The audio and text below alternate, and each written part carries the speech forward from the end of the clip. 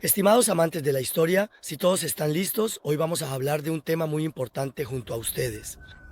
¿Por qué el Papa querría venir a Iznik? ¿Qué espera encontrar el Papa en Iznik? ¿Qué pretende y qué objetivos tiene el Papa en Iznik para su propia propaganda? Realmente, este es un tema que ha ocupado tanto a Turquía como al mundo entero durante días. Es decir, la conexión del Papa con Iznik, su amor por Iznik. Como saben, el Papa anterior dijo que vendría a Iznik. Hizo sus planes y su programa, determinó todo. Sin embargo, con su muerte repentina, la visita a Iznik quedó pendiente. Pero al morir, transmitió su testamento al Papa que vendría después de él. Le dijo: después de mí, debes ir tú a este viaje a Iznik al que yo no pude ir, cueste lo que cueste. ¿Por qué? Pues vamos a encontrar juntos la respuesta a todas estas preguntas. En este video no solo descubriremos por qué el Papa quería venir a Iznik, sino que también intentaré explicarles la importancia que tiene Iznik tanto para los cristianos como para los turcos musulmanes. Si están listos, comenzamos.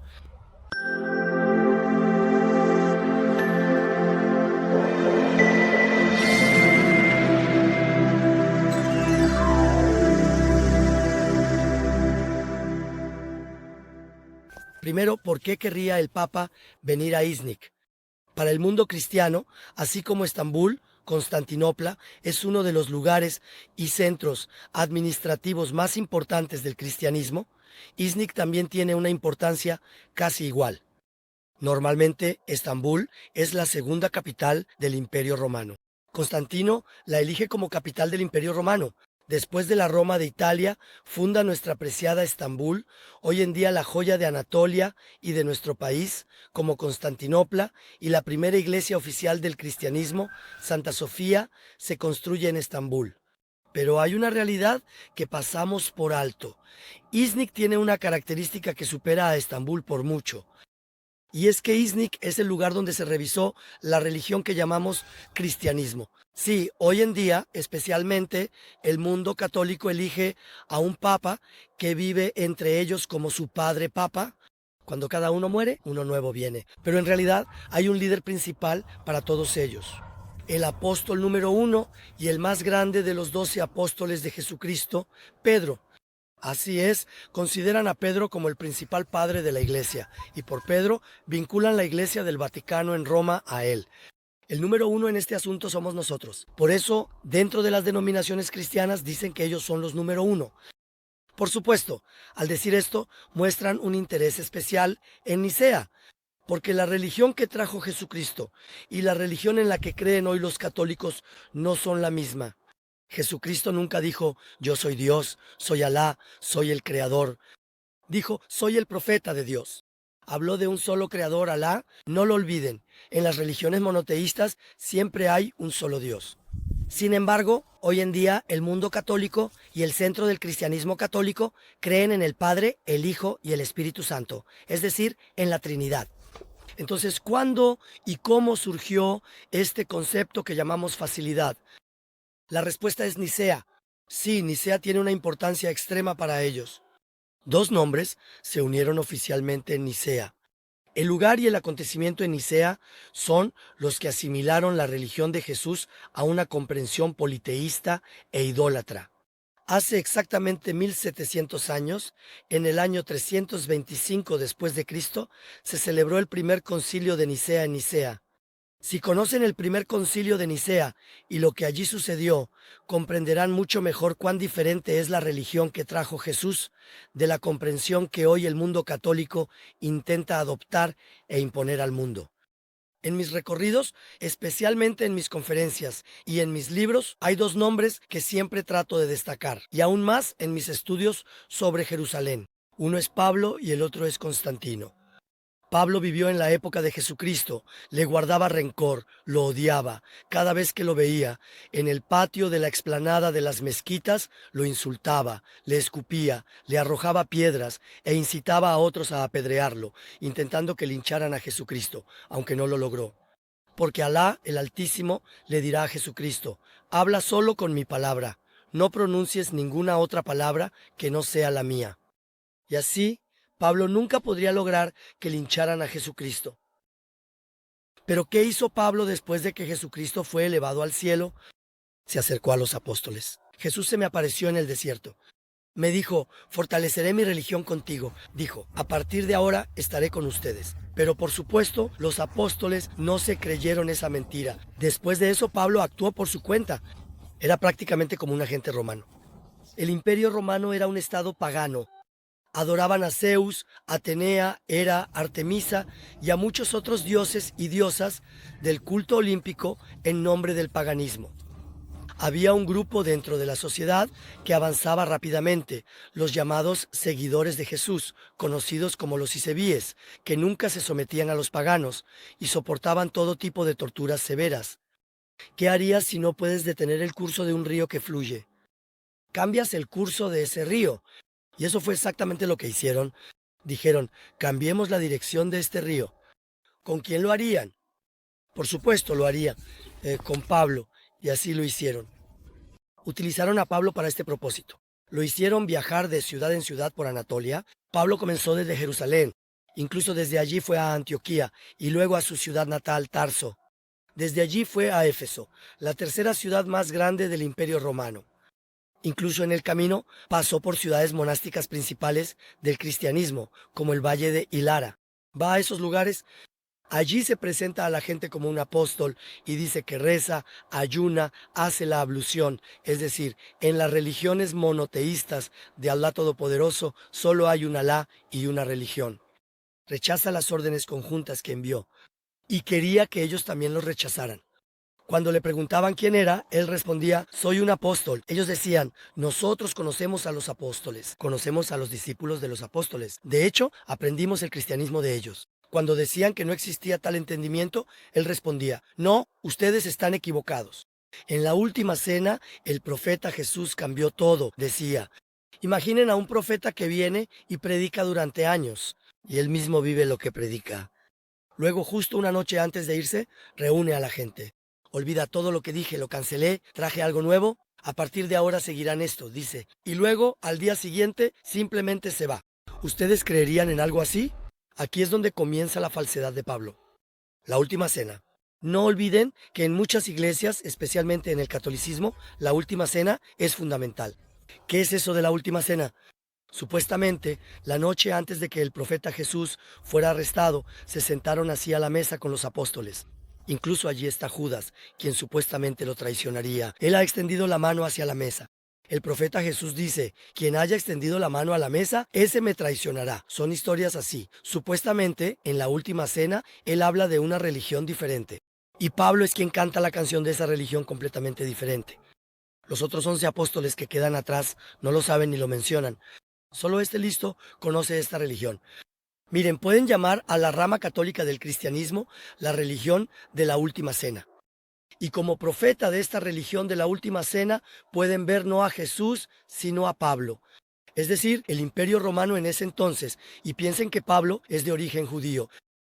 Ese día, en el patio de la mezquita de Al-Aqsa, es un importante líder religioso para los judíos en ese lugar. No sería posible que los romanos aceptaran como ciudadano a alguien así. Pero, de manera curiosa, Pablo es ciudadano romano, porque es una herramienta útil. Es un sicario de los romanos y en su nombre va a revisar la religión que trajo Jesús y la va a transformar en una forma que no incomode a los romanos. Es decir, va a introducir la Trinidad. Nunca lo olvido, hace años estaba conversando con un amigo muy valioso de los griegos de Estambul. Le había preguntado. Le dije, ¿qué piensas sobre Pablo? Él dijo, creemos que es un apóstol. De acuerdo, le dije, pero Pablo no es un apóstol. Pablo, después de Jesús, se unió a esta religión. Intentó unirse al grupo de los apóstoles. Sí, tienes razón, me dijo. De acuerdo, le dije. ¿Quién introdujo la Trinidad? ¿Quién introdujo la Trinidad? La introdujo Pablo.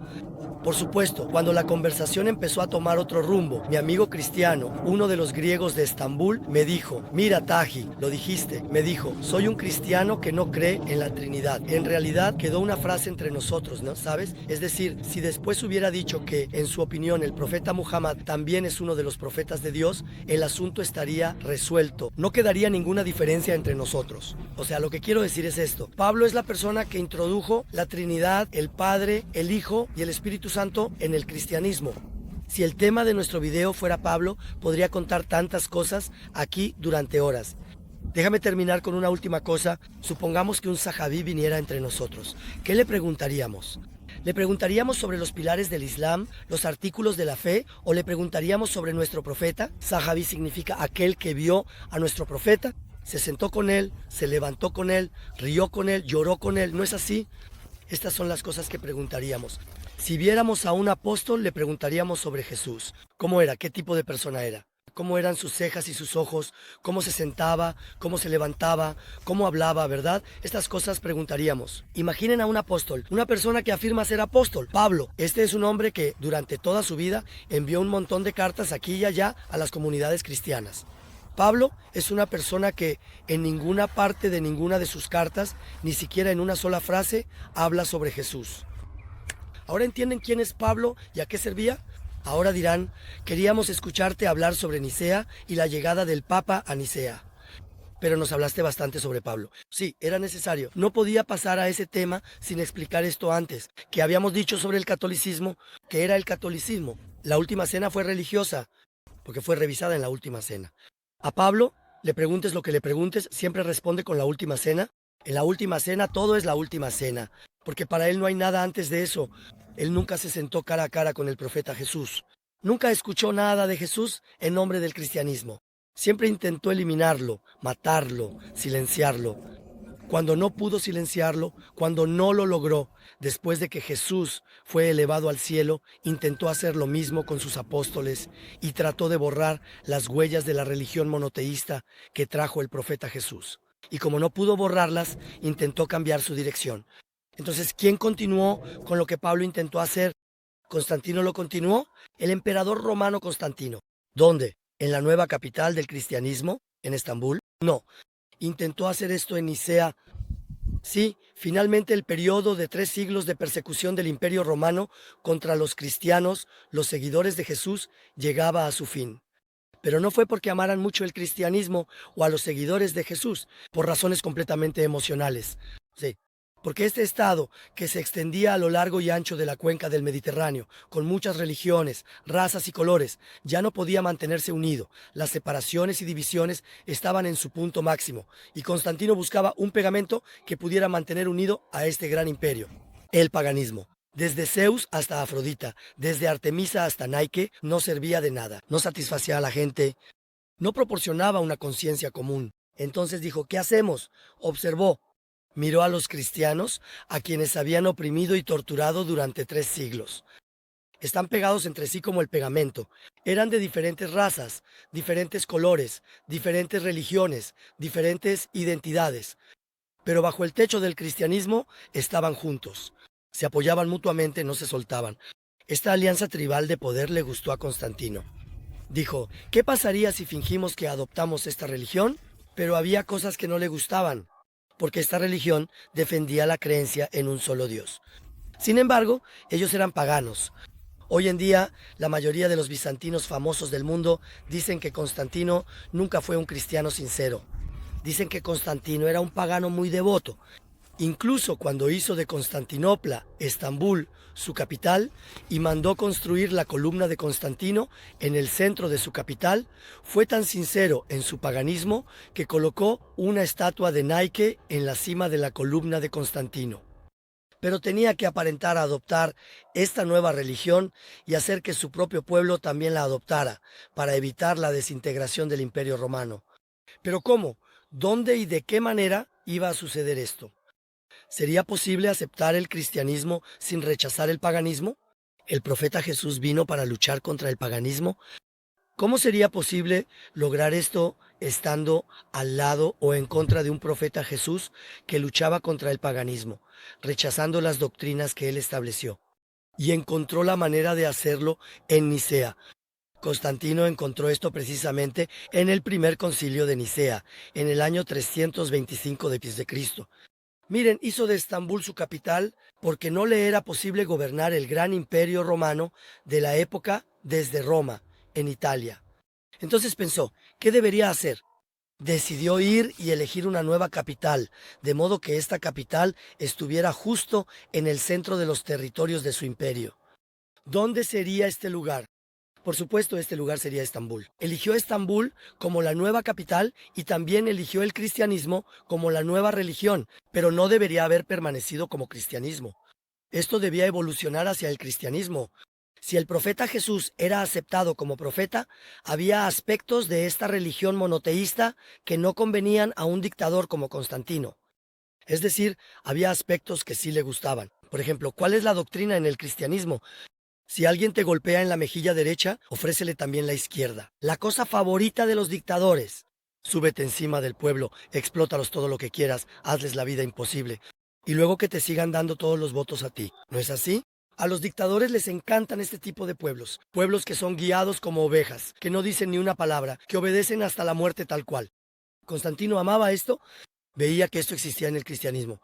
Decía, perfecto, una religión suave como la seda. Aceptémosla nosotros. Pero ¿qué hay de la creencia en un solo Dios?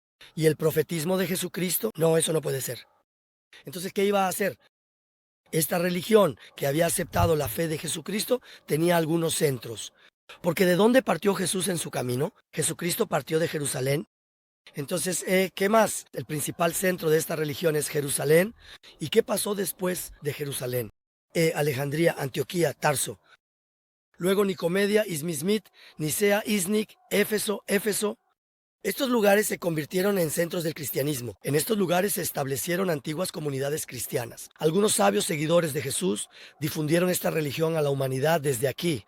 Entonces dijo, voy a reunir a los líderes religiosos que controlan las fuentes de esta religión en sus centros. Hagamos una reunión en Nicea y en esa reunión intentaré convencerlos a todos. Dijo, aceptemos un cristianismo pagano y cerremos este asunto. Es decir, sí a la religión, pero el contenido de la religión será como yo quiera. Y probó todos los medios posibles para imponer esto. En el año 325 Cristo convocaron ese gran concilio en Nicea. Y al convocar este concilio, seleccionaron a todos los líderes religiosos que participarían y los invitaron al concilio de Nicea. El concilio comenzó. Por supuesto, mientras tanto, ¿dónde se celebró el concilio de Nicea? Este tema sigue siendo objeto de debate, hay que decirlo. Es decir, durante años, fíjense, hace 20 años se organizó en Nicea un solo simposio hasta la fecha, solo uno. Yo asistí a ese simposio cuando tenía 20 y tantos años, ahora tengo 48. Piensen en eso en mis 20s. El profesor Dr. Semavi Eise estaba allí ese día, ahora ha fallecido, ya no está entre nosotros. La profesora doctora Ishun Demirkent, presidenta de la Cátedra de Bizancio de la Universidad de Estambul, también estaba allí ese día. Yo vi cómo, en ese simposio de Iznik, ellos exponían en voz alta y con rigor científico sobre el período selyúcida de Iznik y el período otomano de Iznik. Sí, con el permiso del cristianismo, sí, que esto también se sepa. Pero, ¿por qué no se habla del período selyúcida de Iznik? ¿Por qué no se habla del período otomano? Hoy, en este video, también les hablaré de esto. Ahora, entre nosotros, con todo respeto, hay algunos radicales, fanáticos, ignorantes y retrógrados. Quieren que todo se oculte, que todo se cubra. Cuidado, que el Papa viene a Iznik y que no venga. ¿Qué vamos a hacer? ¿Deberíamos destruir Iznik? ¿Mandamos las excavadoras y la borramos del mapa? ¿Eso es lo que quieren? Dicen que en 1925 un papa iba a venir a Iznik. Quizás en esos días Atatürk no lo permitió. Pero ¿saben qué pasó después con Iznik? El expediente se cerró. Iznik se convirtió en un pueblo, en un simple pueblo. Literalmente se convirtió en un pueblo. Que en paz descanse. Iznik tuvo un difunto gobernador muy querido. En un momento volveré a ese tema. Si no hubiera sido por los esfuerzos personales y especiales de ese pobre hombre, hoy Iznik seguiría siendo un distrito con apariencia de pueblo. O podría haber sido una gran ciudad histórica, la capital del mundo. A orillas del lago, todas las murallas siguen en pie. Su época selyúcida, la antigua Roma, la Roma cristiana, el Imperio Otomano y muchos de los primeros sitios otomanos están en Iznik, la ciudad universitaria de Orhan Gazi, del Imperio Otomano. Hemos puesto candado a la puerta. No vaya a ser que los cristianos entren o se enteren. ¿Y nosotros? Los turcos musulmanes, que tampoco lo sepamos, que sigamos siendo ignorantes. Eso me enfada, me molesta. Esta cerrazón, este fanatismo nuestro, que yo tampoco lo sepa, que nadie más lo sepa. Claro, cómo no, yo estoy en contra de esto. A esto se le llama fanatismo, cerrazón, a esto se le llama ignorancia. Les contaré a mis hijos todo sobre mí, los selyúcidas y los otomanos en Iznik.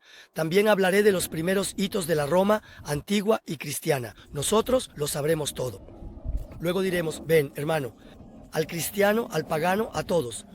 Que vengan de diferentes países del mundo, que recorran y visiten en términos turísticos. El ser humano teme a lo que no conoce. Mira, si una persona es fanática, intolerante o ignorante, tiene miedo, prohíbe todo. Le encantan los dictadores y las dictaduras. Ya saben lo que hizo el talibán. Prohíbe todo, cubre todo. Sin embargo, las personas desarrolladas, civilizadas, con sentido común, con conocimiento y ciencia, no temen a nada. Se conoce a sí mismo, conoce a los demás, abre los brazos y dice, vengan, no hay nada que temer. Justo por eso hago este video. Hago este video para contarles una vez más las antiguas verdades de Iznik. Miren, Iznik es un diamante magnífico en nuestras manos. No somos conscientes de ello. Es una ciudad tan hermosa, tan especial. Con su naturaleza tan magnífica, su historia, su pasado extraordinario. Pero cuidado, vienen los cristianos. ¿Por qué? Porque era el centro del cristianismo. Allí fue revisado. No dejemos entrar al Papa. Si viene, tapémoslo, cerremos, bloqueemos. No, Iznik es la ciudad universitaria de Orhan Gazi, hermano. ¿No lo sabes tú? La ciudad universitaria de Orhan Gazi. ¿Acaso Orhan Gazi era tonto?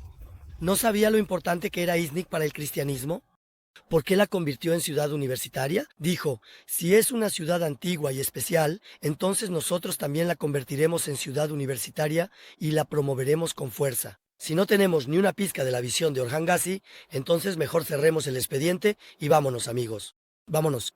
Y no hablemos más de antepasados, ni de los otomanos, ni de los selyúcidas. No hemos entendido ni un ápice. Tomaron las espadas y lucharon gritando, Alá, Alá. ¿Eso es todo lo que sabemos sobre los otomanos? ¿Y eso es todo lo que sabemos de los selyúcidas? Mira, Süleyman Shah Kutalmusoglu sitió y tomó Iznik, y luego vino Kılıç Arslan I. Cuando su padre murió en el asedio de Alepo, fue con el permiso de Melikshah, tomó el control de Iznik y allí proclamó su reinado. Y luego, cuando comenzó la cruzada, abandonaron Iznik. ¿Eso es todo? ¿Eso es todo? Vamos a hablar de todo esto. No desviemos el tema, sigamos desde donde lo dejamos. ¿Dónde nos habíamos quedado? ¿Dónde estábamos? Estábamos hablando del cristianismo. Estábamos hablando de Pablo. De ahí llegamos a Constantino. ¿Qué hizo Constantino? Constantino, para empezar, reunió a todos los líderes religiosos, es decir, a ciertos líderes de comunidades que se habían extendido por el mundo en nombre del cristianismo, con el fin de revisar el cristianismo, o sea, el isabilismo, y convertirlo en otra religión, e intentó llegar allí a la decisión final. ¿Cuál era esa decisión final? La revisión del isabilismo. Tienen problemas importantes por resolver. Uno, el problema de Jesús. Vamos, ¿qué vamos a hacer ahora con Jesús? ¿Quién es Jesús? Jesús es el profeta de Dios. Entonces, ¿qué hacemos con Jesús? Ajá, ¿no puede ser el profeta de Dios? Dijeron, lo haremos Dios, Dios libre. Y este tema se debatió intensamente en el concilio de Nicea. En el concilio de Nicea. Vamos a edificarlo.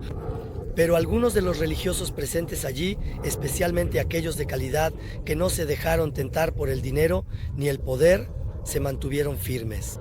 Uno de ellos fue Arrio.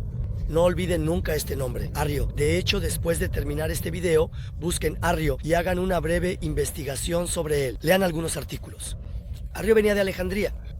En el concilio de Nicea era un erudito con una oratoria muy elocuente. Lo proclamó a viva voz. Jesucristo no es Dios, es un ser humano. Dijo, es el profeta de Dios y fue traído al mundo por una persona. Es decir, su madre, la Virgen María, también es humana. Su madre era humana. Un ser humano da a luz a otro ser humano. Y así Jesús también es humano. E incluso cambió el ambiente del concilio, ¿saben? Por poco se aceptaba una religión tal como la trajo Jesús. Pero ya saben, el poder. Tiene ejército, tiene dinero, tiene posición. El emperador romano era un hombre pagano y dio un golpe sobre la mesa. Constantino, el concilio de Nicea, año 325 después de Cristo, exactamente 1700 años atrás desde hoy. ¿Por qué viene el Papa? Viene por el aniversario de este primer concilio. Viene para conmemorar el aniversario de la fundación de nuestra denominación católica.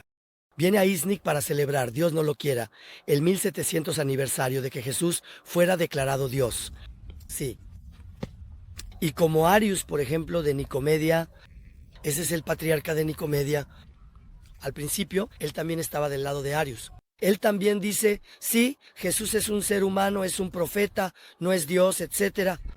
Cuando Constantino muestra de qué lado está, se da cuenta, ay de mí, va a perder su profesión, su salario, su posición. Poco a poco se pone del lado de Constantino. Bueno, Allah Altísimo también pone a prueba a las personas. Estamos siendo puestos a prueba y nos ponemos con situaciones. ¿Acaso ellos no iban a ser puestos a prueba? Ellos también estarían allí. Ese día, allí, realmente fueron puestos a prueba. ¿Dios o el hombre? Sabiendo perfectamente que era un ser humano, declararon a Jesús como Dios, solo por un poco de ganancia mundana.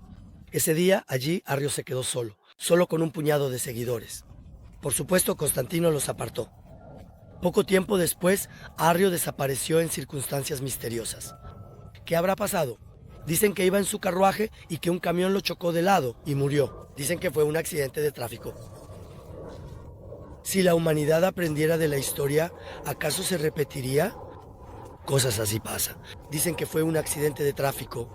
Dicen que fue una enfermedad contagiosa. Dicen que fue un ataque al corazón. Así es, así suceden estas cosas. Arius fue eliminado. A los que pensaban como Arius, los reprimió. Y un siglo después de este suceso, el patriarca de Constantinopla, Nestorio, fíjense, el hombre era patriarca. El patriarca no dice que Jesús no es Dios. Dice que Jesús, cuando nació, era humano y luego se convirtió en Dios. Lo destituyen directamente del cargo, lo van a matar, lo exilian. Se va a nuestro Nusaybin. Nusaybin de Mardin reúne a su congregación en Nusaybin. ¿Y por qué? Porque está fuera de las fronteras del Imperio Romano. Allí se construye un templo y funda la comunidad de Nusaybin. Desde allí, el nestorianismo, la rama nestoriana del cristianismo, se extiende hasta la India. Según ellos, Jesús también es Dios, pero nació como humano y luego se divinizó. ¿Lo ves? Mira ese poder. Mira cómo el poder se apodera de la religión e intenta infundir miedo. Aquí está el primer concilio de Nicea. El concilio del año 325 d.C. se llevó a cabo de esta manera y lamentablemente en el primer concilio Jesús fue declarado Dios. En el 1700 aniversario de la declaración de Jesús como Dios, el Papa viene a Nicea. ¿Qué vamos a hacer? ¿No vamos a dejar entrar al Papa? O sea, ¿vamos a borrar Nicea del mapa? ¿Vamos a hacer que se olvide? ¿Deberíamos aprender todos los secretos de Nicea? Por supuesto que no. Que venga, pero nosotros, empezando por los habitantes de Nicea y toda la gente de Turquía, debemos conocer las verdades sobre Nicea. Debemos conocer tanto las verdades que les pertenecen a ellos como las que nos pertenecen a nosotros. Y hagamos de Nicea un centro turístico mundial. Sí, hagámoslo también un centro de fe, si realmente hablemos de estas cosas. Sepamos cómo Jesucristo fue declarado Dios por los paganos allí y proclamémoslo al mundo como una lección. ¿Dónde se reunió el primer concilio en Nicea? Este es un tema que se ha debatido durante años. Algunos dicen que fue en la Hagia Sofía de Nicea. La Hagia Sofía de Nicea actualmente está restaurada. Es medio lugar de culto, medio mezquita, porque Orhan Gazi la convirtió en mezquita. Como saben, cuando conquistó Nicea en 1331, ahora está abierta tanto para visitas como para la oración en forma de museo. Los turistas vienen, recorren el lugar por los costados sin quitarse los zapatos. Quienes desean rezar vienen, se quitan los zapatos y rezan en la parte central. Es decir, hoy en día, realmente, todos pueden visitar la Hagia Sofía de Nicea a su manera, de una forma muy agradable. Ahora, señores, estamos frente a una de las estructuras más históricas, más antiguas, más significativas y más ancestrales que se pueden ver en Iznik. Este lugar es la Basílica de Santa Sofía de Iznik. Es decir, Iznik ya es, en términos históricos, una de las capitales del Imperio Romano. Si se fijan, en algunas ciudades del Imperio Romano hay una Santa Sofía. No todas las ciudades tienen una Santa Sofía. Hay una Santa Sofía en Estambul, 2 en Iznik y 3 en Trebisonda. 4. Está la Santa Sofía de Ohrid en Macedonia, que hoy queda fuera de nuestras fronteras. Por supuesto, la intención de Constantino era encontrar el cristianismo correcto, llegar a lo que dijo Jesucristo. En realidad, él no tenía tal preocupación. Ese hombre era un político. Su preocupación era mantener fuerte a su Estado, y para mantenerlo fuerte, iba a utilizar la religión para sus propios fines políticos. Iba a transformar el cristianismo de ser la religión enviada por Dios a una religión adecuada para su propio uso. ¿Y dónde iba a hacer esto? Justamente allí lo iba a hacer. Ahora entremos en la Hagia Sofía de Nicea y hablemos de todo esto en el lugar. Al principio,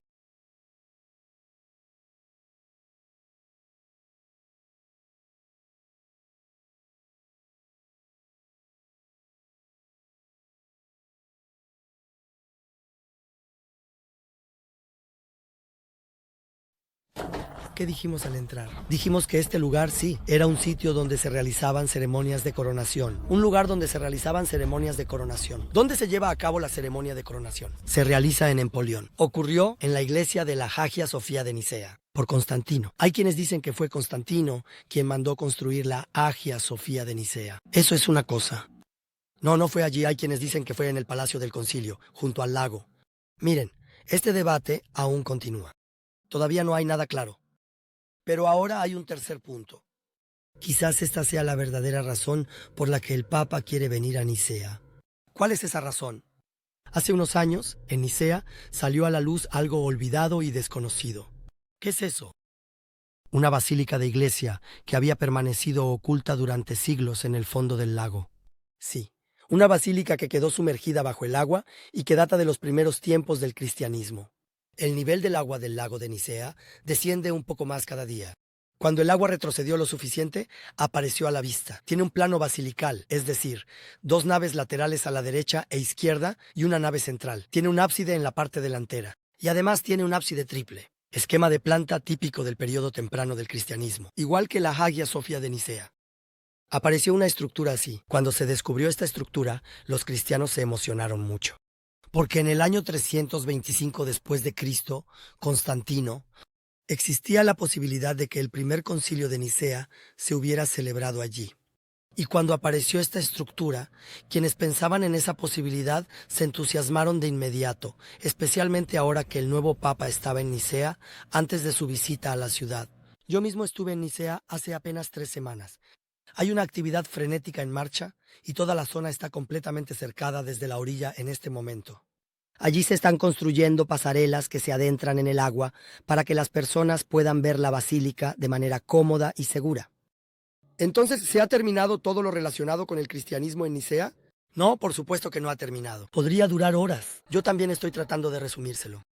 Así como el primer concilio se celebró en Nicea, el 7º concilio también se llevó a cabo allí. ¿Qué fue el 7º concilio? Déjame buscarlo más para ti. Por cierto, estoy grabando este video en el campo.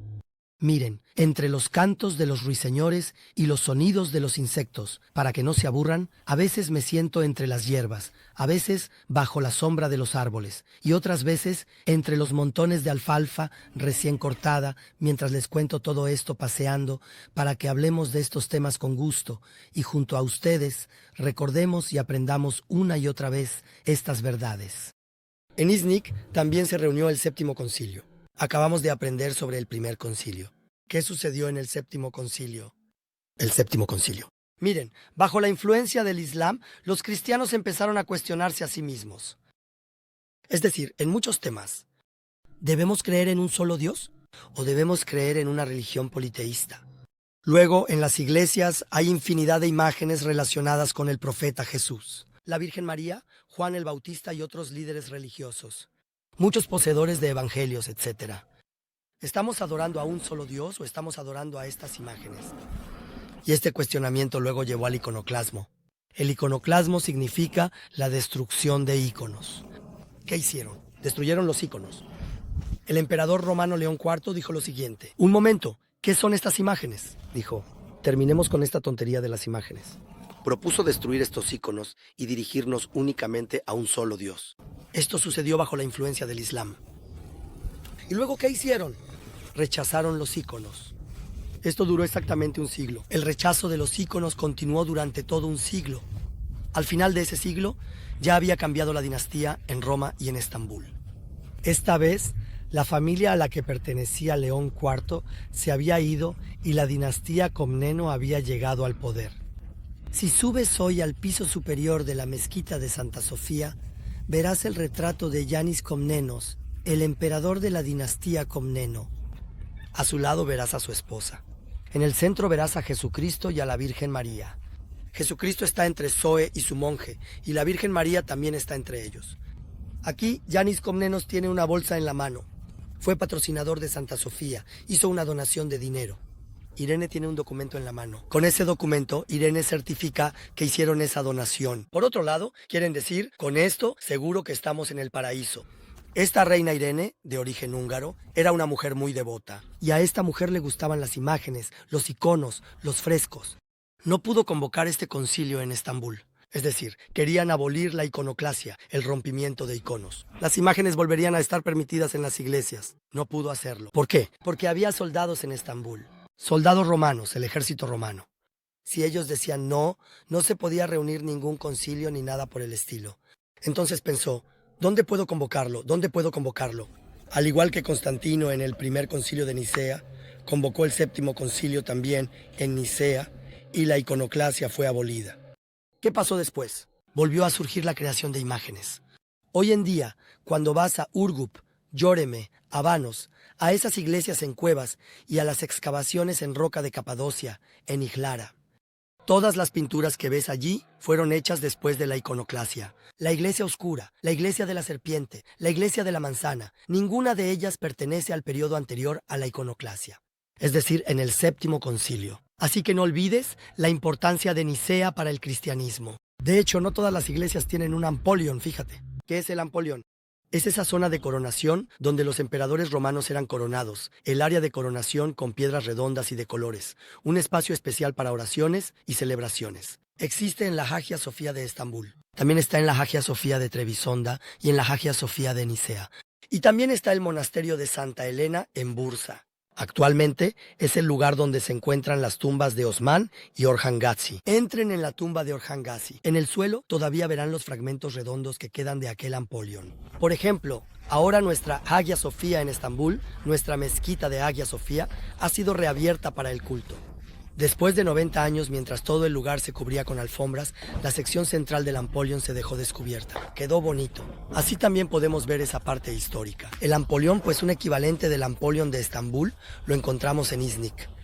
Los emperadores bizantinos de Iznik, los emperadores romanos, realizaban sus ceremonias de coronación dentro de esta Hagia Sofía, en la basílica de Hagia Sofía de Iznik, sobre este ampolion.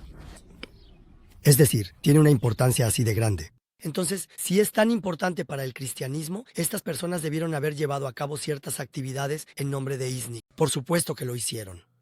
Durante los años de la Guerra de Independencia, entre 1920 y 1923, los griegos capturaron Iznik exactamente 2 veces. Cada vez que tomaron Iznik, hicieron estallar y destruyeron con dinamita una de nuestras mezquitas históricas allí. Por ejemplo, la mezquita de Shrefi Rumi Hazretleri la hicieron estallar con dinamita y la destruyeron. Esa mezquita histórica no existe, solo queda el minarete. Mezquita al lado es nueva, nueva que la anterior. La mezquita Sheikh Bedin era una mezquita histórica. La destruyeron, la hicieron estallar con dinamita. Durante años, solo quedaba el pórtico para los fieles. Gracias a nuestro difunto gobernador de distrito, luego se recogieron las piedras que estuvieron años esparcidas, y con una reconstrucción se levantó la mezquita, fue restaurada. Cuando ellos, durante la ocupación de Iznik, demolieron una de nuestras mezquitas históricas, los nuestros, al recuperar Iznik, hicieron estallar su iglesia Comesis, para que aprendieran la lección. De hecho, como los griegos consideraban Iznik un centro religioso para ellos, durante una de sus ocupaciones también atacaron la mezquita verde. Imagínense, intentaron volar con dinamita y destruir la mezquita de Sandar Lukara Halil Hayrettin Pasha. Dentro de la mezquita hay 2 columnas independientes. Ataron dinamita a una de las columnas. Miren la grandeza y la sabiduría de mi Señor. La hicieron explotar. La columna se desprendió, quedó un hueco, pero la mezquita permaneció completamente en pie. Sí, después los nuestros rellenaron ese hueco que quedó. Colocaron 2 abrazaderas, es decir, hicieron una columna artificial en el medio, y así, gracias a Dios, la estructura sigue estando completamente firme. Y además, qué hermosa es, se la conoce como la mezquita verde. Esos azulejos decorativos en su minarete, en la cúpula, en las paredes. Es decir, Sandarlu Karajalil Hayretin, quien en realidad era el abuelo de Sandarlu que fue ejecutado por Mehmed el Conquistador, fue un hombre extraordinario. En resumen, de aquí entendemos lo siguiente. ¿El mundo cristiano intenta construir para sí mismo un centro religioso con permiso? Sí, lo intenta. ¿Quiere purificarla del Islam y de los turcos musulmanes? Sí, lo quiere. Existe un grupo así. Entonces, ¿porque es así, vamos a dinamitar y destruir Iznik? Por supuesto que no. Lo que debemos hacer es lo siguiente: ser conscientes, ser civilizados. Ver y mostrar la realidad y la grandeza de los turcos musulmanes en Iznik, primero a nuestro propio pueblo y luego al mundo, y abrir Iznik al turismo mundial con esta magnífica grandeza. Llevo años diciéndolo. Llevo 30 años recorriendo y guiando en Iznik. Pero Iznik, lamentablemente, sigue siendo como un gran pueblo. Es decir, las murallas de Iznik siguen en pie tal como están. Junto con las murallas de Diyarbakır y las de Estambul, es uno de los pocos lugares en el mundo donde las murallas que rodean toda la ciudad aún se mantienen en pie. Cuidemos este lugar, preservémoslo, llevémoslo a la agenda mundial. Pero ya no construyamos más apartamentos nuevos, ni levantemos más edificios en el interior de Iznik. Eliminemos todos esos edificios feos y desordenados construidos en el último siglo, de manera que también hagamos felices a sus propietarios. Excavemos y revelemos la historia de Iznik. Dentro hay un teatro que data de la antigua Roma pagana. Hay fuentes sagradas y también varias iglesias. En su interior hay huellas magníficas de los selyúcidas y del esplendor otomano. ¿Por qué no sacamos todo esto a la luz? ¿Por qué no lo descubrimos? ¿Por qué no sabemos sobre estas cosas? ¿Por qué no se lo contamos a nuestro entorno, a la humanidad y especialmente a los habitantes de Iznik y a toda Turquía? Contemos estas historias. Sí, vengan, déjenme contarles un poco sobre el pasado selyúcida y otomano. Porque si no cuento estas cosas, sé muy bien que alguien que vea este video dirá: vaya, ¿qué vamos a hacer entonces? Cerremos las puertas, no dejemos entrar al Papa, no dejemos entrar a ningún cristiano. ¿Por qué? La gente ignorante tiene miedo. La persona ignorante teme a su entorno, teme al extranjero, teme al conocimiento. La persona culta, instruida, civilizada no tiene miedo. Toma aquello a lo que el ignorante teme, lo hace suyo y lo convierte en una ganancia. Somos personas civilizadas, somos personas sabias, eruditas. Somos descendientes de antepasados que han guiado al mundo desde la antigüedad. Entonces, no actuemos como beduinos ignorantes. No actuemos como los talibanes. No actuemos como ISIS. No prohibamos por miedo e ignorancia. Tomémoslo y sumémoslo a nuestra propia riqueza. Hagamos como Orhan Gazi. ¿De acuerdo? Como Orhan Gazi.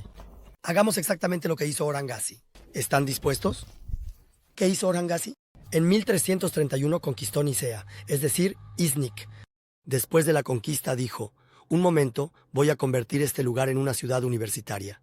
Y trajo a los científicos más famosos del mundo a Iznik. Uno de ellos fue Davud Kayseri. Davud Kayseri era un joven de Kayseri.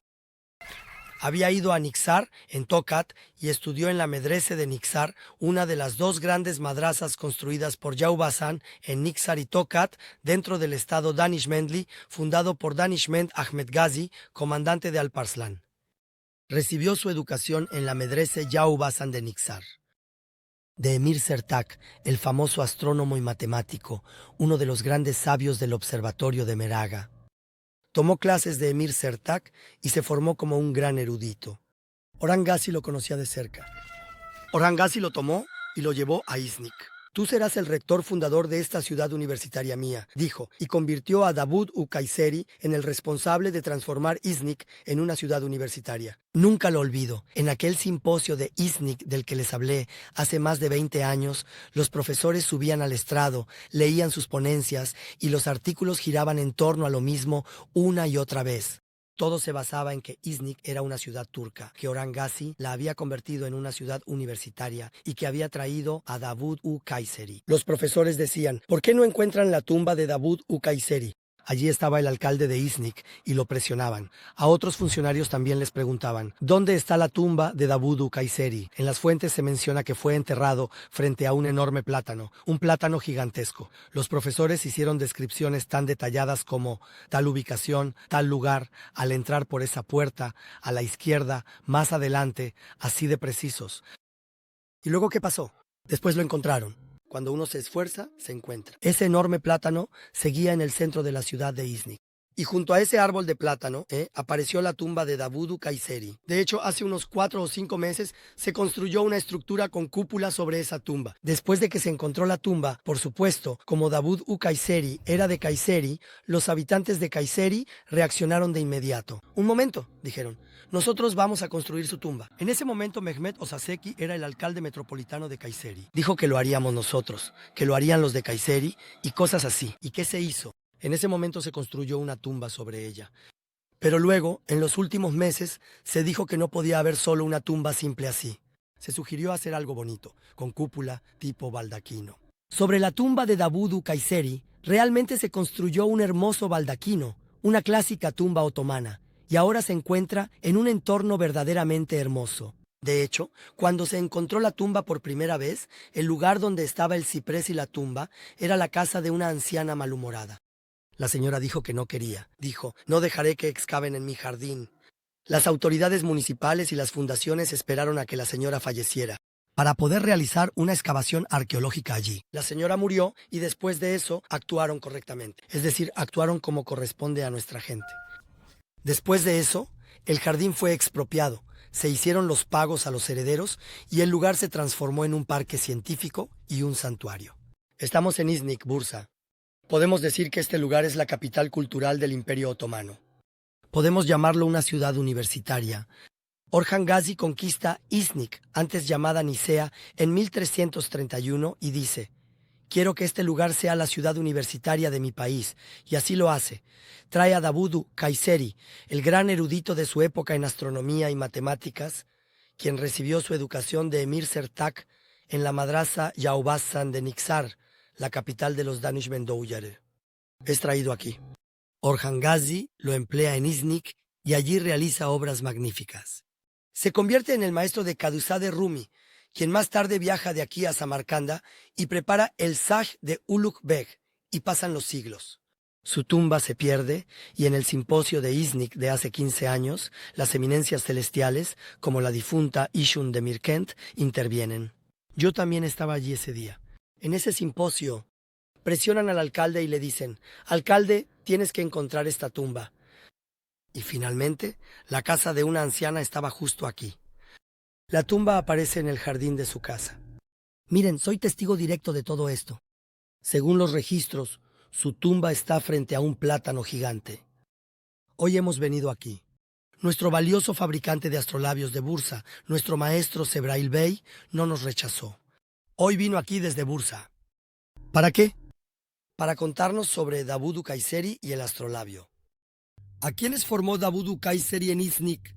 Si algún día vas a Uzbekistán, en Samarcanda, en el complejo de Shah Isinda, está enterrado el famoso astrónomo y matemático Kadusade Rumi, quien fue formado en Iznik. Es decir, cuando el famoso nieto de Tamerlán, el jefe de Estado y gran erudito Ulu Bey, preparaba el famoso catálogo estelar ZJ, que, como saben, los estadounidenses usaron hasta la década de 1920 o 1930, hasta que inventaron el telescopio Hubble. Preparó ese mapa estelar junto con Guyasettin Cemshit, Kadusade Rumi y Ali Kushchu. Comienza a prepararlo con Guyasettin Cemshit. Cuando Guyasettin Cemshit muere, dice: ¡ay, qué voy a hacer ahora! Este SEC quedó incompleto. Un SAC lleva años en completarse. Luego está Kadusade Rumi, el hijo del Kadí de Bursa, un gran erudito que estudió con Davudu Kayseri, va a Samarcanda. Ulugh Beg dice: te buscaba en el cielo y te encontré en la tierra, y continúa con él. Kadusade Rumi también forma a Ali Kushchu. Al morir, lo deja en su lugar. Ali Kushchu completa el Zech. ¿Lo ven? Un erudito que parte de Bursa, de Iznik, va a Samarcanda y deja su huella allí. Un niño uzbeco-turco que formó allí llega a Estambul por deseo de Fatih. Da clases en las madrasas de la mezquita de Santa Sofía. funda el Observatorio de Estambul y hoy descansa junto a Eyüp Sultan Hazretleri. Si no conocen este contexto, el vínculo entre Turquestán y Anatolia, los ingleses y los estadounidenses los clonarían a todos, los convertirían en mankurds y colonizarían sus mentes por separado en distintos lugares. Así se quedarían. Sin embargo, si conocen la conexión entre Turquestán e Iznik, si saben cómo Turquestán influyó en Iznik, cómo Iznik influyó en Turquestán y cómo luego Turquestán volvió a influir en Iznik, entonces serán invencibles. Con los compañeros del profeta que fueron a Turquestán, se formó la civilización sunita de Turquestán y aquellos grandes eruditos, impulsados por la energía que les dio el Islam, revitalizaron Meraga, luego Meraga a Tokat Niksar, Niksar a Iznik, Iznik a su vez revitalizó Samarcanda y Samarcanda volvió a influir en Estambul. Tenemos que saber estas cosas. Somos hijos de esta gran civilización. Es decir, mientras no reflexionemos sobre la vida de Davud de Kayseri en Iznik, tanto como nos preocupamos por la visita del Papa, no podremos progresar como personas. Se los digo y debemos saberlo. Creo que deberíamos convertir la visita del Papa en una oportunidad. Sí, yo ya lo estoy haciendo. ¿Por qué hice este video? Si no fuera por la visita del Papa, ¿ustedes verían este video mío? Ah, lo sé. Mis seguidores brillantes que me quieren mucho y dicen, Tala Abi, esperamos tus videos todos los domingos. Los quiero mucho a todos. Pero si este video iba a tener 10 vistas, ahora tendrá 10,000 porque vino el Papa. Y yo simplemente aprovecho eso. Esa calificación. El Papa viene. Y yo le cuento a mi gente sobre el período otomano de Iznik. Les hablo de su época selyúcida. Queridos amantes de la historia, por favor se los ruego. ¿Dónde está la primera mezquita del Imperio Otomano? En Iznik. ¿Quién la mandó construir? Hacı Uzbeko. Mezquita Hacı Özbek en Iznik. Es la primera mezquita que ha pasado a la literatura. La primera madrasa del Imperio Otomano. ¿Dónde está? En Iznik. La mandó construir Süleyman Pasha, hijo de Orhan Gazi y hermano mayor de Murat I. Es una obra magnífica. Vayan, siéntense en su patio y tómense un café. Observen allí a los artistas de la cerámica. Es así de hermoso. En Iznik. ¿Quién mandó construir el primer imaret del Imperio Otomano? ¿Dónde? En Iznik, la esposa de Orhan Gazi, Nilüfer Hatun, lo mandó construir. Y qué hermoso es. En su vida no han visto un comedor social tan bonito. Ibn Battuta dice, yo digo, mira al hombre que vino desde Tánger, Marruecos. ¿A dónde? Fue a Iznik, sí, fue a Iznik. Dice que fue a ver a Orhan Gazi. Dice que Orhan Gazi no estaba. Dice que su esposa nos recibió. Mira a la esposa. La esposa, Nilüfer Hatun, sin ningún tipo de reserva. La esposa del jefe de Estado. Recibió al invitado, lo alimentó y le dio de beber en su propio imaret durante días. Días después, dice, llegó Orhan Gazi, a quien llaman el anciano sabio. Él también nos saludó amablemente y nos agasajó. Incluso notó que sus caballos estaban cansados y viejos. Nos dio caballos jóvenes y relucientes, dice. Cambió nuestras monturas, dice. De verdad, tengo muchísima envidia de Ibn Battuta. Ha visto a Orhan Gazi, ha visto a Nilüfer Hatun, ha ido a Kayseri, ha sido huésped de los Eretnoguyar, vio a Dou Hatun. O sea, para ver a esas mujeres famosas de la historia, yo tendría que ir al paraíso. ¿Cuánto más tengo que esperar? Pero Ibn Battuta vio a esas personas en este mundo. Ha viajado a esos lugares. Es algo increíble. Muy importante. Después este lugar que ven, Iznik, es el lugar donde se encuentra la primera mezquita, la primera madrasa y el primer imaret del Imperio Otomano. Es un lugar muy especial. Por eso, debemos conocer la Iznik otomana. No voy a hablar de los Chandarlu. Para eso hice un video aparte. Un video increíble. Desde Chandarlu Kara Ali Hayreddin hasta Chandarlu Ibrahim Pasha. Para Chandarlu Ali Pasha. Para Chandarlu Halil Pasha. A Chandarlu Mahmud Pasha. Han adornado Iznik con obras magníficas. Obras del periodo de fundación y ascenso. Y este panorama ha continuado así. Por ejemplo, la Hagia Sofía de Iznik, es decir, el lugar donde se reunió el primer concilio. ¿Qué hizo Orhan Gazi? Lo convirtió en una mezquita. En 1331 se convirtió en mezquita. Así es. Por cierto, estamos bastante cansados. Mis amigos me trajeron a Irán. Profesor, llevas horas dando vueltas por el campo como un toro loco, discutiendo acaloradamente. Dicen, ¿qué haces? ¿Con quién estás discutiendo? Tómate un ayran. Con su permiso, voy a tomar un par de sorbos de ayran y luego continúo. Este asunto de Iznik realmente da para mucho. La verdad, ha sido genial contar la historia de Iznik acompañado de ayran. Ahora, observen lo que significa para el Estado otomano. Hablamos de lo importante que es. Entonces, ¿no es Iznik la capital de los selyúcidas? Sí, Iznik. ¿Sabemos esto nosotros? Lamentablemente la mayoría de nosotros no lo sabemos. Por ejemplo, cuando hago un tour por Iznik, ¿qué hacen normalmente los grupos? En un tour por Iznik, todos los grupos aparcan el autobús frente a la Hagia Sofía de Iznik. Allí bajan del autobús y entran. Hablan lo suficiente como para explicar el lugar. Luego salen de allí. Van caminando hacia las otras construcciones. Y ya está, se acabó. Yo en los últimos 3 o 5 años no lo hago así. Cuando llegamos en autobús con mi grupo está la puerta de Yenişehir. La puerta de Yenişehir de la ciudad. Saco al grupo por la puerta de Yenişehir. O sea, por la puerta de Estambul. De hecho, cuando venimos de Estambul, entramos por la puerta de Estambul con nuestros grupos. Sigan todo recto desde la puerta de Estambul. Y de todas formas, sales por la puerta de Yenişehir. Salimos por la puerta de Yenişehir. Pero claro, no por la puerta histórica. Salgo por la brecha a la izquierda de la puerta histórica, donde hicieron un camino para autos tras derribarla. Allí doy la vuelta con el coche. Justo cuando llego frente a la puerta histórica, bajo del coche con el grupo. Entro por esa puerta por la que Orhan Gazi conquistó la ciudad en 1331, no de inmediato. Primero llego a esa puerta, miro hacia la puerta. Hago que el grupo camine unos 5 minutos por fuera de la muralla, desde la izquierda de la puerta. ¿Saben qué encontramos frente a nosotros después de 5 minutos? Es decir, hacia el lago. Por supuesto, nos encontramos con las torres sobre las murallas. Seguimos y llegamos frente a una de las torres. En la cima de esa torre hay unas 20 tumbas selyúcidas. Cada grupo que viene a Izmir sin falta se detiene frente a la Hagia Sofía de Iznik. Desde allí, recorren la ciudad tomando fotos por todas partes. Esto que hacemos no está bien. Esto lo hacen los estadounidenses, los ingleses, los alemanes. ¿Acaso somos como ellos? Nosotros somos los dueños de esta patria. Nuestro recorrido por Iznik no comienza en la Hagia Sofía de Iznik, ni en el lugar donde Constantino dejó su firma, sino en el punto donde la dejó el sultán Kaluch Arslan I. El tour de Iznik debe comenzar principalmente desde aquí. Llegarán a la puerta de Yenişehir. Entrarán con su coche por la puerta de Yenişehir. Hacia la izquierda, hacia el lago. Miren, a todos los que hacen un tour por Iznik, por favor díganselo a sus conductores, a los dueños de las agencias que les organizan el tour, díganselo a sus guías. Queridos amigos guías, ustedes también deben guiar así. Lleven a sus grupos desde la puerta de Yenişehir hacia la izquierda, es decir, hacia el lago, por esta puerta. Miren, nosotros teníamos un pequeño autobús. Nosotros llegamos, y esta señal es muy importante. Comencemos nuestro recorrido por la ciudad en Iznik con los selyúcidas de Anatolia. En 1071 se ganó la batalla de Manzikert. En 1072, después de Manzikert, mientras los comandantes del sultán Alparslan se dispersaban por toda Anatolia, Kutalmuşoğlu Süleyman Shah se levantó y conquistó Konya. Desde allí conquistó Iznik. Pero como tenía la mente puesta en Alepo y Damasco, fue allí, intentó apoderarse de esos lugares y murió allí.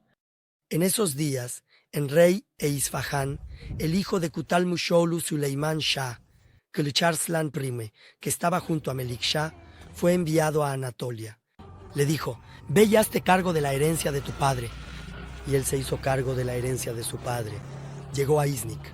Desde el año 1075 hasta 1099, durante unos 25 años, los turcos selyúcidas vivieron en Iznik hasta la primera cruzada. 1075-1099. Aquí pueden ver las lápidas de la sociedad selyúcida de Anatolia que vivió en Iznik entre los años 98. Vivieron en aquellos años. Es muy probable que estas personas también hayan visto al sultán Alparslan. También vieron a Kutalmuşoğlu Süleyman Shah. Vieron también a Kılıç Arslan I y murieron en Iznik. Miren, estos sarcófagos que ven aquí son sus sarcófagos. Más tarde, los romanos tomaron los sarcófagos selyúcidas y los usaron de esta manera en las torres. Debemos proteger estos lugares y verlos durante los recorridos por Iznik. Los selyúcidas permanecieron en Iznik durante un cuarto de siglo. Kılıç Arslan I fue gobernante en Iznik. El segundo gobernante de los selyúcidas de Anatolia, Kutalmuşoğlu, es el hijo de Süleyman Shah. Y durante ese cuarto de siglo, muchos selyúcidas vivieron en Iznik. Muchos selyúcidas murieron y fueron enterrados en sarcófagos de mármol al estilo selyúcida. Después de los selyúcidas, los cruzados ocuparon Iznik. Los romanos tomaron el control, los romanos cristianos, y en cada asedio de Iznik arrojaron cualquier piedra o madera que encontraban para seguir las murallas de la ciudad. Es decir, las utilizaron como elementos de refuerzo en los muros. Nuestras lápidas y sarcófagos selyúcidas también, ya sea que haya una torre. Si fuera yo, pondría cubiertas de vidrio especiales alrededor de ese cartel. Es así de valiosa. Ahora está abandonada sin dueño. En verano, todo el lugar se cubre de hierbas, espinas y enredaderas. ¿No éramos nosotros selyúcidas? ¿No éramos otomanos? ¿Dónde está la herencia de nuestros antepasados? ¿No decíamos que amábamos a Kutalmushoğlu Süleyman Shah? ¿No éramos fanáticos de Alparslan? En TRT hacíamos series sobre los selyúcidas. Oye, ¿cómo puede ser que sobre una torre haya unos 20 sarcófagos selyúcidas, lápidas, y nadie los proteja? ¿Acaso no pondrías, aunque sea un cartel? ¿No limpiarías las hierbas y la basura cuando llega la primavera o el verano? ¿Podemos dejar de decir que somos turcos, musulmanes, selyúcidas, otomanos si no actuamos? No lo digamos. Si no se hacen estas acciones, no lo digamos. Sí, somos selyúcidas, otomanos, musulmanes, turcos. Pero cuando viene el Papa, lo echamos, le tiramos piedras. Así no funcionan las cosas. Si actúas así, te conviertes en talibán. Si actúas así, te conviertes en ISIS. Te conviertes en ese tipo de ignorante del que la gente dice, así son los musulmanes. Así no funcionan las cosas. Debemos conocer y proteger nuestro legado selyúcida. Debemos conocer y proteger nuestro legado otomano. Debemos hacer que brillen. Si viene el Papa extranjero, le diremos, ven hermano, ven. Mira, si viene el Papa, tú me harás de guía. Yo le cuento muchas cosas al Papa. No tengan miedo, no vamos a ser irrespetuosos. No saldrá una mala palabra de nuestra boca. Seremos como Orhan Gazi, como Davudu Kayseri. Cuando guiemos al Papa, por supuesto que habrá un guía de nuestro Ministerio de Cultura y Turismo presente. Por supuesto, nuestro guía debe explicar todo, también sobre el Imperio Otomano y los selyúcidas. Pero cuando estén guiando por la Hagia Sofia de Iznik, que también cuenten que los griegos, durante nuestra guerra de independencia, quemaron la Hagia Sofia de Iznik, donde se celebró el primer concilio cuando entraron en Iznik. Que también expliquen que destruyeron el minarete casi hasta su base, ¿de acuerdo? Esto es muy importante. Estas cosas son sumamente importantes. Y yo, en resumen, intentaré concluir. Iznik es realmente una ciudad muy especial, muy hermosa. Si no estuviera tan lejos de Estambul, créanme, yo habría establecido mi granja en Iznik. La orilla del lago, un bote. De verdad, es maravilloso. Es una ciudad muy hermosa. Estimadas autoridades, por favor, a partir de ahora no permitan que se clave ni un solo clavo más dentro de las murallas de Iznik. No permitan la construcción de ningún edificio nuevo. Iban a construir un museo en el jardín bajo la protección de Nilüfer Hatun. Excavaron. ¿Y qué encontraron en los cimientos? Apareció un barrio otomano del siglo XVI. Ara Hatun realizó una excavación allí hace años. Iban a construir edificios de apartamentos en ese lugar también. Hace años, hace 20 años.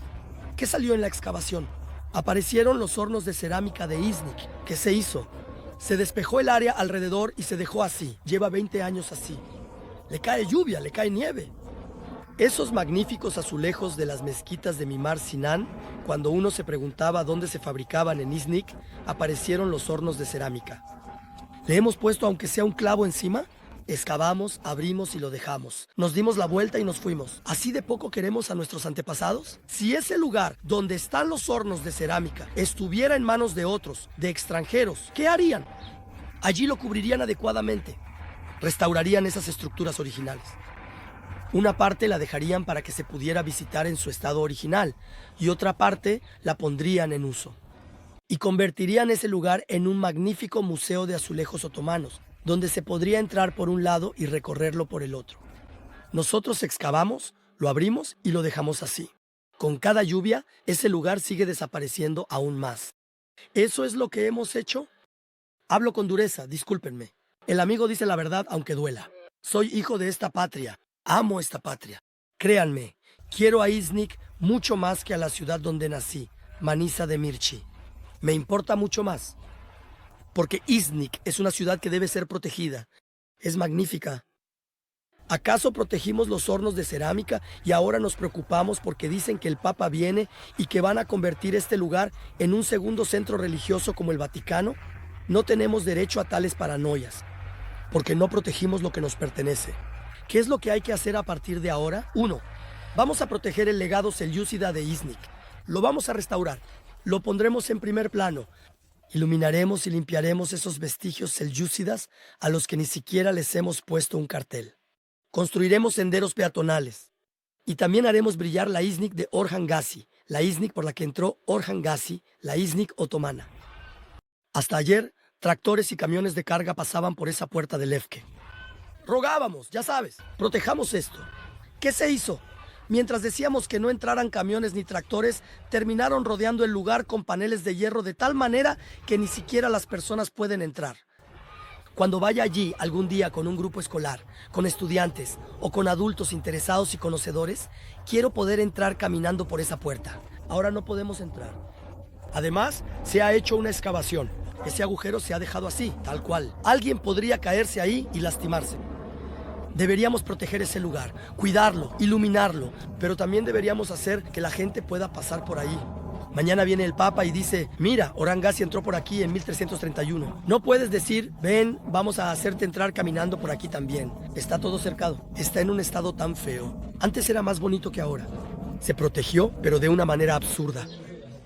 En el tour de İznik, la puerta por la que Orhan Gazi conquistó la ciudad en 1331 y por la que entró con el ejército de la época fundacional otomana es sumamente importante. Puerta Yenişehir de İznik. Siempre que vengo a İznik con un grupo, hago entrar al grupo por aquí. Ahora normalmente, como saben, hasta hace unos años, entraban camiones por esta puerta. Incluso tractores cargados con sus remolques pasaban por aquí. Es decir, la puerta era atravesada varias veces al día. Disculpen. Finalmente las autoridades realizaron aquí una excavación arqueológica. Nos alegramos mucho. Cerraron este lugar al tráfico. Dijimos qué bien, pero también lo cerraron al paso peatonal.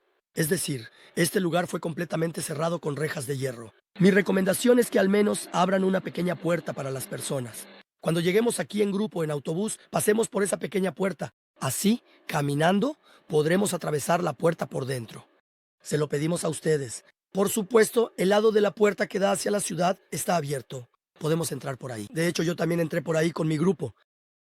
Sin embargo, aquí se ha realizado una excavación arqueológica. Se han descubierto los sistemas de agua bajo esa puerta. Pero este lugar se ha dejado así. Al dejarlo así, se vuelve peligroso. Por ejemplo, si mañana viniera aquí con un grupo de estudiantes de primaria, querría hacer que los niños pasaran por esta puerta. Pero los niños se caerían. Mira lo peligroso que es. Incluso yo tuve dificultades para pasar por aquí con mi grupo. Pero si después de este video cierran completamente la entrada de esa puerta, ni se les ocurra. No hagan algo así. Queremos que nuestros niños pasen por esta puerta por la que entraron los ejércitos de Orhan Gazi. Hagan una puerta por la que pueda pasar una persona. Hagamos lo mismo allí. Pero también tengo una petición para el público. Por favor, de verdad. Este es el portal por donde pasó Orhan Gazi. Eché un vistazo. Había tanta suciedad en el suelo. Tanta basura. No pueden decir que son descendientes de Orhan Gazi y luego tirar aquí todos los restos de lo que comen y beben. Esto no está bien. No sé, la Dirección de Educación Nacional de İznik. Reúnan a los estudiantes. Un día yo puedo venir y contarles esto a los niños. Llena una sala de conferencias. Les diré, ustedes son los descendientes de Orhan Gazi. Estas puertas les pertenecen. Quizás sus padres no lo sepan, pero ustedes lo aprenderán, les diré a los niños. Y así evitaré que estos lugares se conviertan en un montón de basura. No me enojo con los que los tiran, me enojo con los que no los enseñan. Si hubiéramos enseñado esto, nuestra sociedad sería más respetuosa con estas puertas. Hagamos que la Hagia Sofía de İznik sea más visible, más hermosa. Su estado actual es bonito. Al menos hasta ayer, la nieve y la lluvia entraban dentro. Ahora ya no es así. En este video también quiero hablar de una persona, que en paz descanse, del abnegado, sufrido y esforzado gobernador de distrito de İznik, Hüseyin Avcı. Nunca lo olvido, hace años fuimos a İznik, tenía conmigo a algunos amigos del sector turístico, pensando en cómo podrían ser mejores los tours en İznik. Fuimos temprano en la mañana. Su excelencia Eşref-i Rumi, yerno de Hazrat Hacı Bayram Veli, un gran místico, un sheikh de teque muy importante. Su complejo en İznik. Estamos en su jardín. Estamos conversando así. Era tan temprano en la mañana que no había ni un alma en la calle. Éramos 3 personas. Estamos justo allí. Vaya, vaya. Mientras hablábamos allí, había un hombre sentado solo en un banco en la esquina. Solo. Un hombre solo. Nos observaba así. Luego nos saludó. Dijo, hola amigos, ¿cómo están? ¿Qué hacen por aquí tan temprano en la mañana? ¿Quiénes son? ¿A qué se dedican? Preguntó. Hace años. Ya sabes, ahora salgo en la televisión y soy más o menos conocido. En ese entonces no era una persona tan conocida. Bueno, me acerqué a él y nos saludamos. Le dije que venimos a Iznik con grupos, que vamos y venimos. Le comenté que estamos pensando en cómo podríamos recorrer mejor el lugar y todo eso. Dijo, a ver, cuéntenme, ¿qué están planeando hacer en Iznik? Le conté, bien, así ya está, de esta manera. Después hablamos sobre la mezquita. Cuando mencioné la mezquita y todo eso, se rió. Le pregunté, ¿y usted quién es? Me dijo, soy el gobernador de distrito de Iznik, Hussein Avci. Vaya, el gobernador de distrito de Iznik. A esa hora de la mañana, solo, sentado en un banco allí. ¿Puede creerlo? Frente a nosotros está la versión de gobernador de distrito de Bali Yasucholu. Le dije, señor gobernador, esta mezquita está en muy mal estado. Cuando digo que esta mezquita está en muy mal estado, me refiero a la mezquita de Eshref y Rumi Hazretleri. La mezquita fue dinamitada y destruida por los griegos durante la Guerra de Independencia. En los años 60, la congregación de la mezquita en Iznik se reunió para construir una nueva en el lugar de la destruida. Hicieron una mezquita de hormigón armado que visualmente es muy fea. Es decir, no tiene nada que ver con la mezquita histórica. Y de hormigón, o sea, el aspecto es terrible. No tiene ninguna relación con la historia. Le dije, ¿y si la renovamos pero en su forma histórica? Se rió así. La vamos a renovar, dijo. Vamos a hacerla exactamente con el aspecto histórico, dijo. Le dije, era más pequeña que la mezquita Teque, ¿verdad? Pero no la haremos pequeña, dijo. Porque ahora la población ha crecido, así que la haremos grande. Será de este tamaño, pero tendrá un aspecto histórico, dijo. ¿Y saben qué? Ese Hussein Avci lo hizo. La actual mezquita Shrefi Rumi es la mezquita que él mandó construir. Mira, en la entrada de Iznik está el baño turco de Sultán Murat, el baño del primer Murat. Había una construcción ilegal en la cúpula del baño. Por el amor de Dios, ¿cómo puede haber una construcción ilegal en la cúpula? Si es gratis, nuestra gente lo hace, ya sabes. Lo hicieron. Ese Hussein Avci, hasta que logró demoler esa casa en la cima de la cúpula, sudó la gota gorda. ¿Saben eso? Sudó la gota gorda. El hombre construyó en la cima de la cúpula y como gobernador del distrito, aunque intentó demolerlo, no pudo. No tenía suficiente poder, llegaba a un punto y se quedaba atascado. Igual que ahora el gobernador de Harran no puede demoler las casas ilegales construidas en pleno centro histórico de Harran. Es exactamente la misma situación. No desmotiven a estos jóvenes y talentosos gobernadores de distrito. Déjenlos avanzar. Este proceso está acabando con estos gobernadores. Déjenlos avanzar para que puedan hacer su trabajo. El gobernador de Harran lo mencionó en una conversación reciente. ¡Oh!, dice él. Un hombre está construyendo una casa justo al lado del palacio de Saladino. La detuve 7 veces, dice. 7 veces a través de la fiscalía. Y ahora el hombre la ha terminado, dice. ¿Cómo puede terminarla? ¿Cómo puede terminarla en Harran? El gobernador de Harran va a morir de un infarto cualquier día, pobre hombre. Este hombre es la suerte de Harran. Ha llegado una persona extraordinaria. Van a hacer cosas maravillosas. Pero si ni siquiera puede impedir la construcción de una casa y además dentro de una zona protegida, significa que algo no está funcionando bien en este país. Tengo que decir esto. Aunque me meta en problemas, tengo que decirlo. Hussein Avci se fue. Iznik perdió a un gobernador así. Ese pobre hombre restauró todas las mezquitas que los griegos habían destruido. Después de que los griegos las destruyeron, ¿cuándo las destruyeron los griegos? Las destruyeron en 1920. Después de 1920, llegó 1930, llegó 1940, llegó 1950, el 60, el 70, llegó el 80, llegó el 90, llegó el 2000. ¿Alguien dijo levantemos la mezquita que destruyeron los griegos? No lo dijo, nadie lo dijo. Hussein Avci lo dijo, hagámoslo.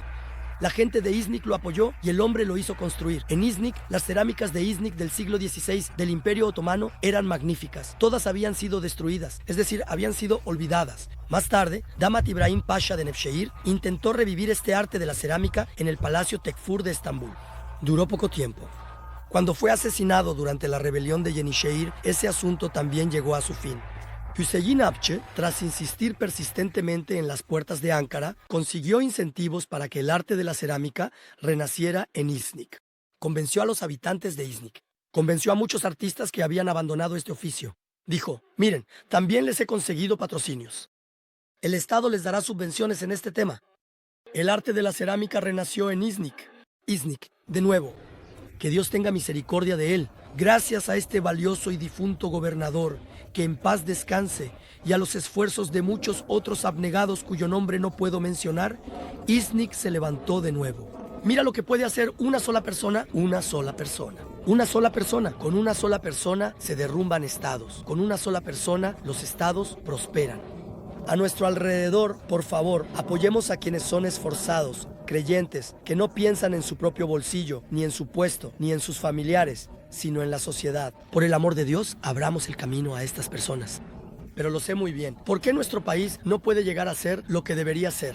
Porque sé que en nuestro país hay personas así en los partidos políticos, en las órdenes religiosas, en las comunidades y en las asociaciones.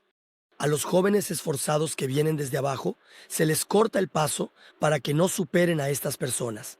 Se les pone obstáculos y lamentablemente esos individuos desmotivados que han perdido su entusiasmo y se han vuelto obsoletos impiden que los jóvenes capaces de levantar esas sociedades, asociaciones, partidos, órdenes religiosas, comunidades y el país avancen. Y por eso esas instituciones no pueden progresar. Por favor, levantemos a Iznik, hagamos que la visita del Papa sea una oportunidad para ello. Despertemos a Iznik, a los habitantes de Iznik y a Turquía en nombre de Iznik, y revitalicemos todos esos magníficos periodos de Iznik, el selyúcida, el otomano, el pagano y el cristiano. Que el mundo acuda a Iznik, pero por favor, no construyamos nunca un nuevo centro comercial, un nuevo edificio de apartamentos o un nuevo supermercado dentro de las murallas. Hagamos de Iznik el número 1 del mundo, revitalizando su historia. Abramos el camino para los nuevos Hüseyin Akçay. Les envío saludos y mis respetos. Adiós.